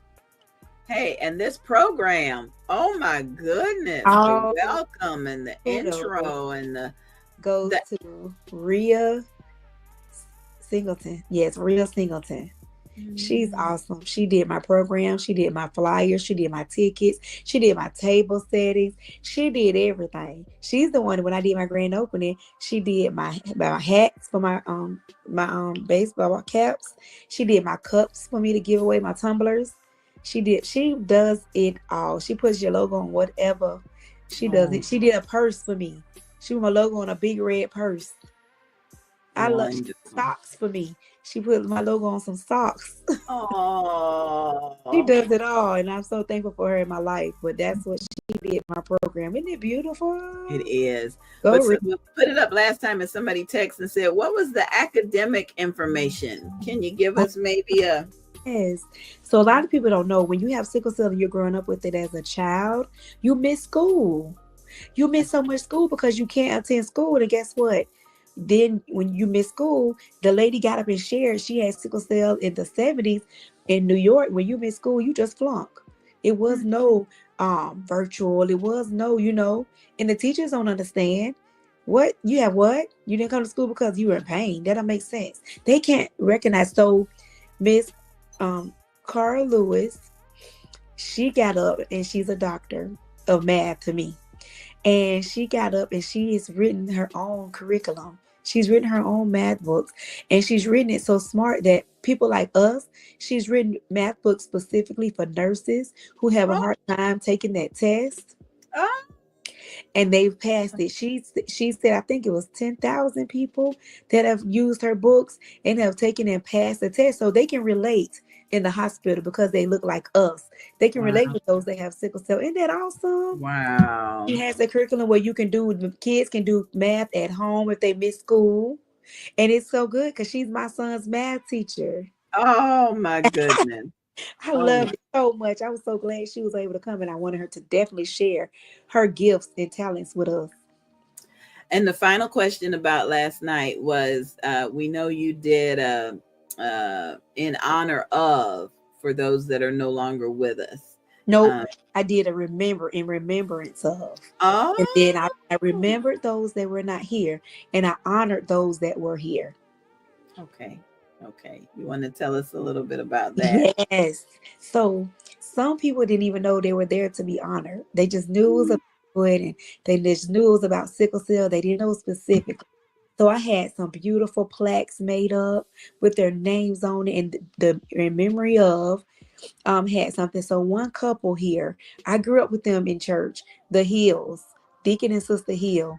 They had a 2-year-old in the 70s who died from sickle cell complications. Mm-hmm. She was so overwhelmed because she didn't know I was honoring her baby. Oh. And it was almost like she was just mourning again for that, like the beginning of it. And I let everyone that went up there say something, share their experience so people can hear how it really is. Nobody gets to hear them. It's like they have a silent cry. Of course, I cried because the young lady that died this year, I didn't even know it was my last time seeing her. And her mom said, her mom made me just cry. She said, I was there when she couldn't be. That lady, she fought so. She came to church with me. She always dressed nice. I didn't even know the last time I advocated for her in the hospital would be my last time. Oh my God. Her.